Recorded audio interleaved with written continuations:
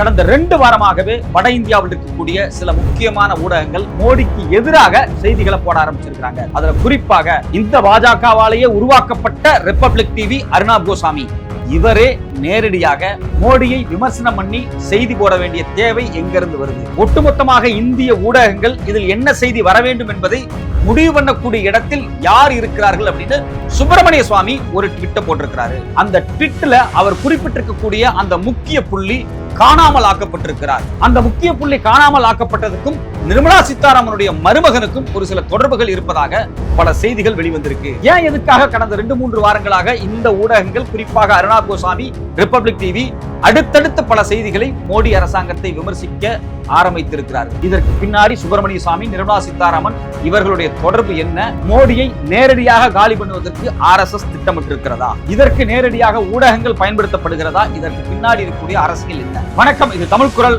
நான் உங்கள் சத்யராஜ். 2014க்கு பிறகு வட இந்தியாவில் இருக்கக்கூடிய பெரும்பாலான ஊடகங்கள், அது மட்டும் இல்லாமல் தென்னிந்தியாவா இருக்கட்டும், இந்தியா முழுக்க இருக்கக்கூடிய அந்த பிராந்திய மொழி ஊடகங்களா இருக்கட்டும், இல்ல ஹிந்தி ஊடகங்களா இருக்கட்டும், குறிப்பா ஆங்கில ஊடகங்கள், இது எல்லாமே மோடிக்கு ஆதரவான செயல்களை செய்ய ஆரம்பிச்சாங்க. பெரும்பாலான ஊடகங்கள், அதுக்கு பேரே பாத்தீங்க அப்படின்னா கோடி மீடியா அப்படின்னு ஒரு பெரிய பட்டியலே வச்சிருந்தாங்க. அதுல குறிப்பா அர்னாப் கோசாமி அவர் தனியா சேனல் ஆரம்பிக்கிறதுக்கு பின்னாடி இருந்து வேலை பார்த்ததே பாஜக தான். ரிபப்ளிக் டிவி ஆரம்பிச்சு முழுக்க முழுக்க அது ஒரு மோடி மீடியா. டெய்லி மோடியை பத்தி புகழ்ந்து பேசுறது, மோடி தான் தேசம், மோடி எதிர்க்கிறவங்க தேச விரோதிகள், ஐயோ மோடி எதிர்க்கிறாங்க, பாஜக எதிர்க்கிறாங்க, இவங்கெல்லாம் தேச விரோதிகள் அப்படிங்கிற மாதிரியான ஒரு கட்டமைப்பை நடுத்தர வர்க்கத்தில் இருக்கக்கூடிய பல பேர் மண்டையில புகுத்துனது இந்த அர்னாப் கோசாமியும் ரிபப்ளிக் டிவி தான். இந்த டிவி, இந்த அர்னாப் கோசாமி கடந்த 2 வாரம் 3 வாரங்களா பாத்தீங்க அப்படின்னா மோடி அரசாங்கத்தை விமர்சிக்கிறது மாதிரியான நியூஸ் போட்டுக்கிட்டே இருக்கிறாங்க. இது நமக்கு ஒரு மிகப்பெரிய சந்தேகத்தை ஏற்படுத்துது. என்னடா, மோடியால் உருவாக்கப்பட்ட அந்த நபர், மோடி காசு கொடுத்து உருவாக்கப்பட்ட அந்த சேனல் ஏன் மோடிக்கு எதிராக ஒரு நடுநிலையா பேசுற மாதிரியான ஒரு மாய பிம்பத்தை ஏற்படுத்துறாங்க? இது உண்மையிலேயே மாய பிம்பம் தானா? உண்மையிலேயே ஒரு மோடி எதிர்க்கிறாரா அப்படிங்கிற ஒரு கேள்வி வந்துச்சு. இதுல குறிப்பா பாத்தீங்க அப்படின்னா டெல்லியில பொல்யூஷன் பிரச்சனை அப்படிங்கிறது இன்னைக்கு வரைக்கும் பெரிய இஷ்யூவா பேசப்பட்டுக்கிட்டு இருக்கு. அப்ப அர்னாப் கோசாமி ஒரு தலைப்பிட்டு பேசுறாரு, வேர் த மோடி கவர்மெண்ட் ஆன் AQI, அதாவது ஏர் குவாலிட்டி இண்டெக்ஸ்ல மோடி அரசாங்கம் எங்க இருக்கிறது அப்படின்னு சொல்லி நேரடியா மோடி அரசாங்கத்தை விமர்சிக்கிற மாதிரியான ஒரு காலம் போட்டு ஒரு நியூஸ் போட்டாரு, அவர் பேசினார். அதுல இதே மாதிரிதான் பாத்தீங்க அப்படின்னா இண்டிகோ விமான பிரச்சனை வந்தப்பவும் பாஜக அரசுக்கு எதிராக பேசுறாரு. ஆரவள்ளி மலைத்தொடருக்கு எதிராக ஒரு மிகப்பெரிய செய்தியை ரிபப்ளிக் டிவி போடுறாங்க. இன்னைக்கு வட இந்தியால குறிப்பாக 4-5 மாநிலங்கள்ல இந்த ஆரவள்ளி மலைத்தொடர்ல நடக்கக்கூடிய ஊழல், கிட்டத்தட்ட பாத்தீங்க அப்படின்னா ராஜஸ்தான்ல மட்டும் 7000க்கு அதிகமான இல்லீகல் மைனிங் இருக்கு. அதாவது சட்டத்துக்கு புறம்பாக சுரங்கங்கள், அந்த மலையவே வெட்டி சுக்கு நூறா எடுத்துக்கிட்டு இருக்காங்க. இதுக்கு ஏத்த மாதிரி உச்சநீதிமன்றம் ஒரு தீர்ப்பு வேற கொடுத்தாங்க. BR கவாய் தலைமையில் இருக்கும்போது தான் கொடுத்தாரு. 100 மீட்டருக்கு மேல இருந்தாதான் மலை, 100 மீட்டருக்கு கீழே இருக்கிறதெல்லாம் மலையாவே கன்சிடர் பண்ண வேண்டியதில்லை அப்படிங்கிற மாதிரியான ஒரு செயலை சொல்லிட்டு போயிட்டாரு. இந்த ஆரவள்ளி மலை அப்படிங்கிறது டெல்லியில ஆரம்பிச்சு கீழே குஜராத் வரைக்கும் பாத்தீங்க அப்படின்னா ஒரு நீண்டு இருக்கக்கூடிய, பரவலா இருக்கக்கூடிய ஒரு பெரிய மலை. வரலாற்று சிறப்பு மிக்க பல லட்சக்கணக்கான ஆண்டுகளாக இருக்கக்கூடிய அந்த மலை, அதுல நிறைய பறவைகளும் விலங்குகளும் அது மட்டும் இல்லாம தாவரங்களும் நிறைய இருக்கு. குறிப்பாக டெல்லி, உத்தரப்பிரதேசம் இந்த மாதிரியான பகுதிகளில் ராஜஸ்தான் பாலைவனத்தினுடைய வெப்ப காற்று அடிக்காம அதை தடுத்து அது பாலைவனமா மாறாம ஒரு பசுமையான இடமாக அதை வச்சிருக்கிறதுக்கு இந்த ஆரவள்ளி தொடர் ரொம்ப முக்கியமானது. இதை வெட்டி கொஞ்சம் கொஞ்சமா எடுத்துக்கிட்டு இருக்காங்க அம்பானி, அதானி. அது மட்டும் இல்லாம இந்த பிர்லா குரூப், மொத்த குஜராத் மார்வாடிகளும் ஆரவள்ளி மலைத்தொடரை மொத்தமா வெட்டி எடுத்து வித்துக்கிட்டு இருக்காங்க. இதுக்கு எதிராக செய்திகள் வருது. இதே போல பாத்தீங்க அப்படின்னா உன்னார் ரேப் கேஸ், அதாவது ஒரு சின்ன பொண்ணை கற்பழித்து மிக மோசமாக நாஸ்தி பண்ண பாஜகவினுடைய MLA இவர் கைதாய் ஜெயிலுக்கு போனாரு. இவருக்கு பெயில் கிடைச்சது. இந்த பெயிலுக்கு எதிரான செய்தியை யார் போட்டிருக்காங்க, யார் விவாதத்தை ஏற்படுத்துறது அப்படின்னா இதே அர்னாப் கோசாமி ஏற்படுத்துறார். இதோட இன்னொரு முக்கியமான விஷயம் என்ன அப்படின்னா லலித் மோடி மற்றும் விஜய் மல்லையா, அதாவது இந்தியாவில் 10,000 கோடி கடனை வாங்கிவிட்டு இந்தியாவை விட்டு ஓடி போன அந்த குறிப்பிட்ட நபர்கள் இருக்காங்க இல்லையா, இவங்க ஒரு வீடியோவை வெளிநாட்டில இருந்து போடுறாங்க. அந்த வீடியோவை மையமாக வச்சு ரிபப்ளிக் டிவி ஒரு விவாதத்தை உருவாக்குது. பாருங்க, எவ்வளவு பெரிய மோசடி பண்ணிட்டு இந்தியர்களை ஏமாத்திட்டு இந்திய அரசாங்கம் ஏமாத்திட்டு உள்ள போறாங்க. இந்தியாவில் இத்தனை ஏஜென்சி இருக்கு, CBI இருக்கு, IB இருக்கு, RA இருக்கு, இவ்வளவு ஏஜென்சி இருந்து யாருமே அவங்க கைது பண்ணல அப்படிங்கிற மாதிரியான செய்தியையும் இந்த அர்னாப் கோசாமி போடுறாரு. அத்தோட நிக்கல, சந்தீப் சரண் பிரதர்ஸ் அப்படின்னு கோவாவை சார்ந்த ஒரு பெரிய குழு, மிகப்பெரிய ஃப்ராடு, அவங்க கிட்டத்தட்ட 10,000 கோடிக்கு மேலான பணத்தை அடிச்சுட்டு எஸ்கேப் ஆயிருக்காங்க. அவங்க குறித்தான செய்தியை போடுறாங்க. அவங்கள ஒரு பார்கெயின் பண்ணி கோர்ட்ல ஒரு மினிமம் அமௌண்ட் கட்டிட்டு பெயில் அவுட் பண்ணிக்கலாம் சொல்றது இல்லையா, அதை விமர்சனம் பண்ணி ஒரு வீடியோ போடுறாரு. இதை விட இன்னொரு முக்கியமான விஷயம் என்ன அப்படின்னா, பீகாருடைய முதலமைச்சர் நிதிஷ்குமார் வந்து ஒரு பொது நிகழ்ச்சியில ஒரு இஸ்லாம் பொண்ணுடைய ஹிஜாபை கழட்டுறாரு. அதை ஒரு மிகப்பெரிய செய்தியா மாத்துறாங்க. யாரு?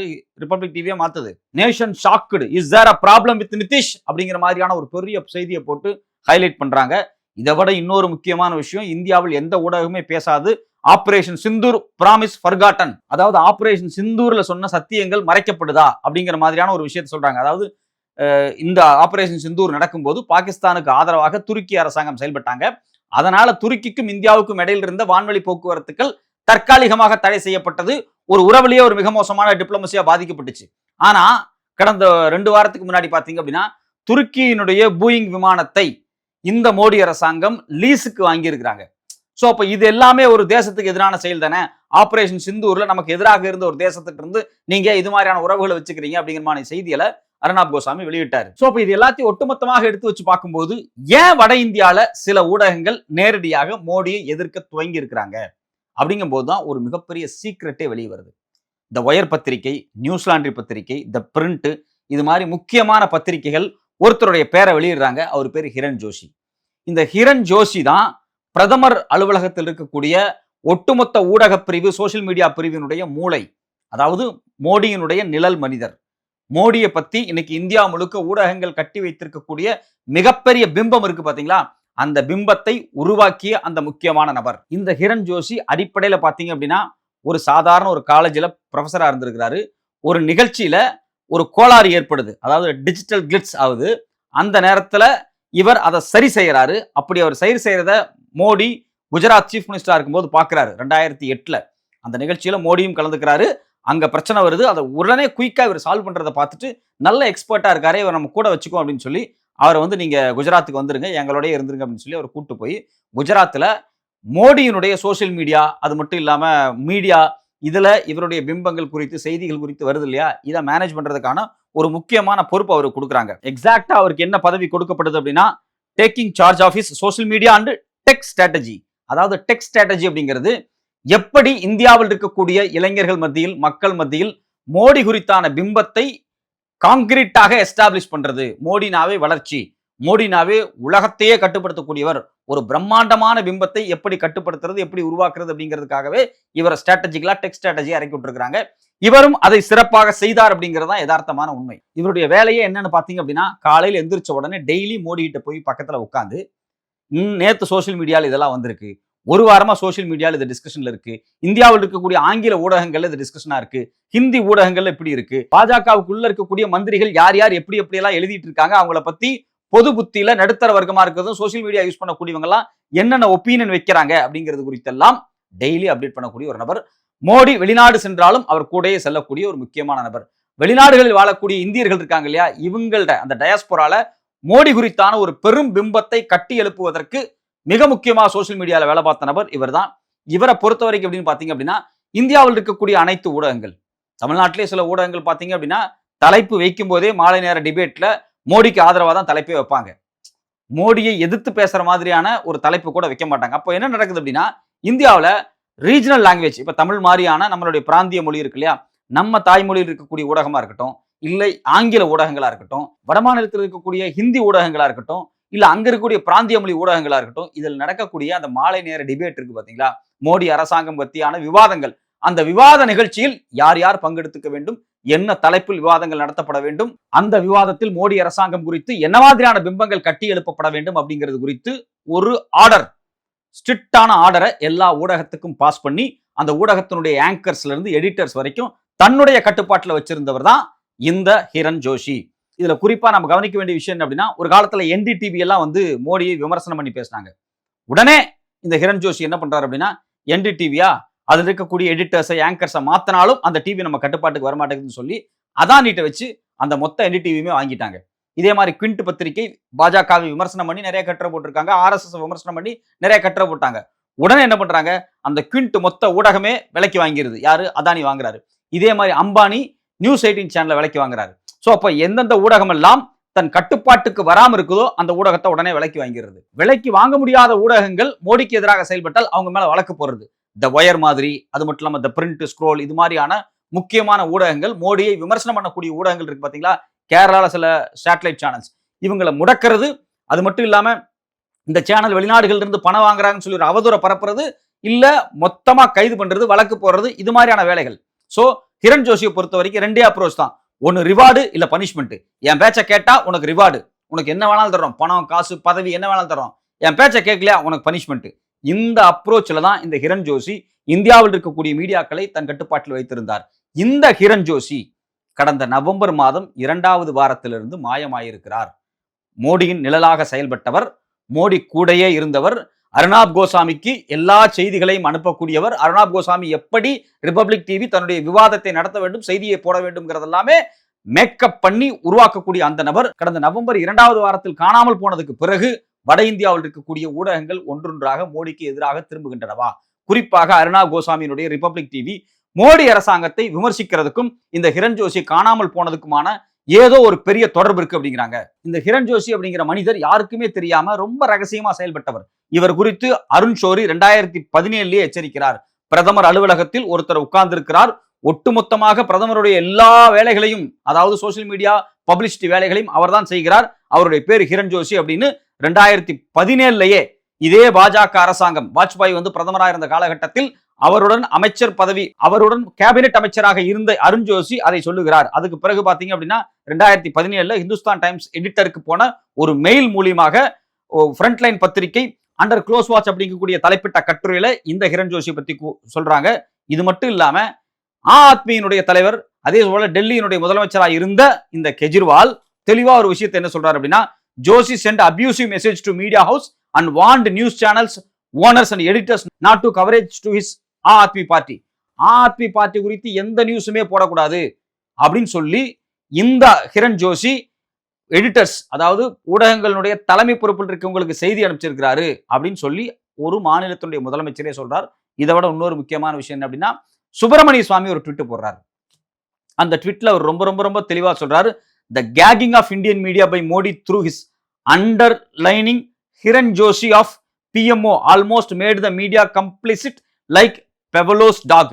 ஒரு நாயை ட்ரெயின் பண்றது குறித்தான ஒரு எக்ஸ்பெரிமெண்ட். ஸோ அந்த எக்ஸ்பெரிமெண்ட்டை வச்சு எப்படின்னா, இந்தியாவினுடைய ஊடகங்கள் மோடி போடக்கூடிய பிஸ்கெட்டுக்காக நாக்க தொங்க போட்டுட்டு உட்கார்ந்துருக்கு அப்படிங்கிற மாதிரியான ஒரு ஸ்டேட்மெண்ட்டை ட்விட்டர்ல அவர் எப்போ வெளியிடுறாருன்னா 2023 ஏப்ரல் 14 வெளியிடுறார். அந்த ட்வீட்லையும் அவர் கிரண் ஜோஷியை மென்ஷன் பண்ணுகிறார்.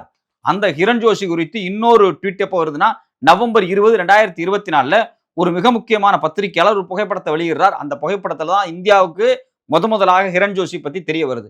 இப்படி ஒருத்தர் மோடியின் நிழலாக செயல்படுகிறார் அப்படிங்கிறது வெளியே தெரிய வருது. இவர் நவம்பர் மாசம் காணாம போறாரு. இவர் ஏன் எப்படி காணாம போனாரு அப்படிங்கிறது குறித்து பவன் கேரா, காங்கிரஸுடைய முக்கியமான செய்தி தொடர்பாளர், ஒரு பொது செய்தியிலே பேசுறாரு. எப்பனா டிசம்பர் 3, 2025 பேசுறாரு. அதுக்கு பிறகு பாத்தீங்க அப்படின்னா, இந்த பிரிண்ட் பத்திரிகை அதே டிசம்பர் 3, 2025 இந்த கிரண் ஜோஷியை பத்தி ஒரு கட்டுரை எழுதுறாங்க. அந்த கட்டுரையும் 24 மணி நேரத்தில் நீக்கப்படுகிறது. சோ அப்ப கிரண் ஜோஷி ஒட்டுமொத்தமாக மோடியினுடைய மூளையாக செயல்பட்டவர், காணாமல் ஆக்கப்பட்டிருக்கிறார். அவர் காணாமல் ஆக்கப்பட்டதுக்கு பிறகு அவரோடு இது நிற்கவில்லை. அவரை தொடர்ந்து ஹிதேஷ் ஜெயின் அப்படிங்கக்கூடிய லா கமிஷனுடைய ஹெட், கிரண் ஜோஷியினுடைய ரொம்ப க்ளோஸ், மோடியினுடைய நிழலாக செயல்பட்ட இன்னொரு நபர், அவரும் ரிசைன் பண்ணிட்டு பிரதமர் அலுவலகத்திலிருந்து வெளியே போகிறார். அதே போல நவ்னீத் செங்கல், இவரும் ரொம்ப ரொம்ப ரொம்ப முக்கியமான ஒரு ஆள். இவரும் கடந்த டிசம்பர் 2 பிரதமர் அலுவலகத்திலிருந்து ரிசைன் பண்ணிட்டு போறார். சுதீர் சௌத்ரி அப்படிங்கக்கூடியவர் இந்த கிரண் ஜோஷியாலும் ஹிதேஷ் ஜெயினாலும் தூர்தர்ஷனுடைய தலைவராக கொண்டு வரப்பட்டவர். அவரும் தன் பணியை ராஜினாமா செய்துவிட்டு போகிறார். இப்ப இது எல்லாத்தையும் ஒட்டுமொத்தமாக எடுத்து வைத்து பார்க்கும்போது, மோடியினுடைய அனைத்து சமூக ஊடகங்கள், அது மட்டும் இல்லாம மீடியாவை பொறுப்பாக மோடிக்கு ஆதரவாக நகர்த்தி கொண்டு வந்துட்டு இருந்த ஒரு குழுவே இன்னைக்கு மொத்தமாக பிரதமர் அலுவலகத்திலிருந்து காணாமல் ஆக்கப்பட்டிருக்குது. ஏன் இவங்க காணாமல் ஆக்கப்பட்டிருக்கிறாங்க? இவங்க அந்த அலுவலகத்திலிருந்து காணாமல் ஆக்கப்பட்டதுக்கு பிறகுதான் மோடிக்கு எதிராக ரிபப்ளிக் டிவி பேசுதா? அப்போ மோடிக்கு எதிராக ரிபப்ளிக் டிவியை, அர்னாப் கோசாமியை பேச வைப்பது இந்த கிரண் ஜோஷியா? இல்ல இதுக்கு பின்னாடி வேறு ஏதோ அதிகார அரசியல் நடந்து கொண்டிருக்கிறதா அப்படிங்கிற கேள்வியும் வந்திருக்கு.